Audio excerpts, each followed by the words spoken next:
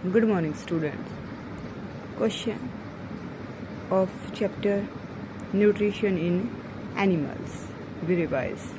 First question is, why do organisms take food? कि हर एक जीवाणु को खाने की ज़रूरत क्यों होती है? All organisms require energy for their life process.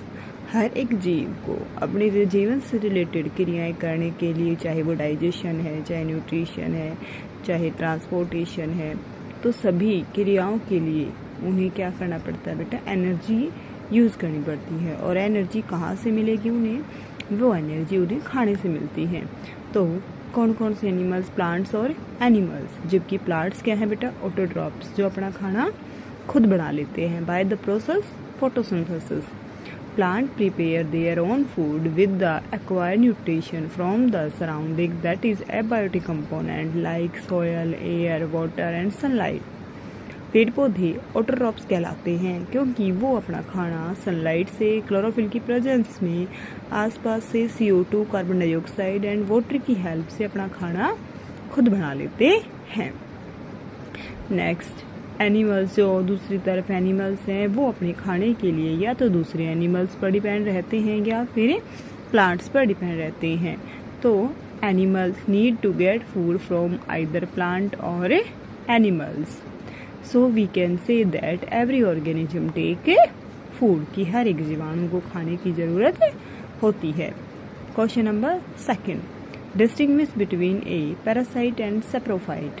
हमें पैरासाइट और सेप्रोफाइट में अंतर बताना है।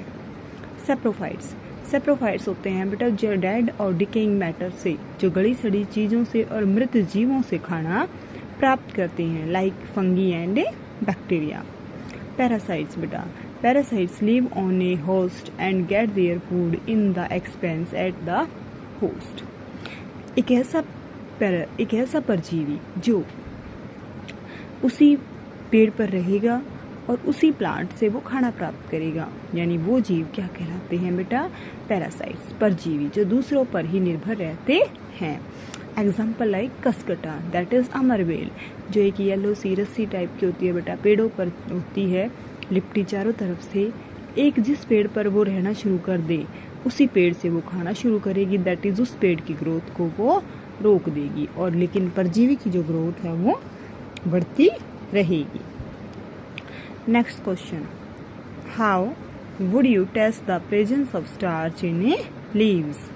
हम कैसे बता सकते हैं कि पत्तों के अंदर स्टार्च प्रेजेंट होता है? तो हमने क्या करना है बेटा? Take any 2 potted plant of the same kind. हमने एक ही तरह के 2 पौधे लेने हैं गमले में लगे हुए। Keep 1 in the dark for 72 hours and 1 in sunlight. एक को हमने छाया में यानी अंधेरे में रख देना है और दूसरे को सनलाइट की उपस्थिति में, प्रेजेंस में। Next, perform the iodine test with the leaves of both plant as given below. दोनों प्लांट्स के साथ हमने आयोडीन टेस्ट करना है। जैसा कि हम सब जानते हैं बेटा कि स्टार्च के लिए आयोडीन टेस्ट मोस्ट सुटेबल है।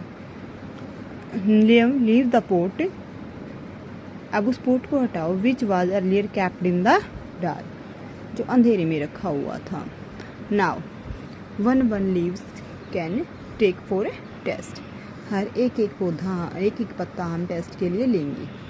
आयोडीन टेस्ट का क्या करना है बेटा? हमें 2-3 ड्रॉप्स आयोडीन सॉल्यूशन की विद ड्रॉप पर हमें पत्ते के ऊपर डाल देनी है। Observations, blue black colour will be observed on the leaves of the plant kept in sunlight. जो हमने सनलाइट में पौधा रखा था, उसके पत्तों का कलर तो हमें कैसा देखने को मिलेगा बेटा? ब्लू या ब्लैक, जिसके कारण हम क्या कह सकते हैं कि इनके अंदर स्टार्च प्रेजेंट है। और जो पौधा हमने अंधेरे में रखा था, उसका ब्लू ब्लैक कलर ऑब्जर्व नहीं हुआ, जिसके कारण हम क्या कह सकते हैं कि वहाँ पर स्टार्च नहीं है। कहने का मतलब ये है कि बेटा सनलाइट की प्रेजेंस के कारण ही पेड़ पौधों ने अपना खाना बनाया, और पेड़ पौधों में खाना जो स्टार्च के रूप में प्रेजेंट होता है। लेकिन जैसे ही हमने किसी पौधे को छाया में रखा तो उसे प्रॉपर सनलाइट नहीं मिली, और प्रॉपर सनलाइट ना मिलने के कारण वो अपना खाना भी नहीं बना पाए, और जो कुछ पहले बना हुआ खाना था वो उन्होंने यूज कर लिया। So iodine test blue black colour show करता है स्टार्च के लिए, और स्टार्च के लिए आयोडीन टेस्ट ही मोस्ट सुटेबल है। Thank you.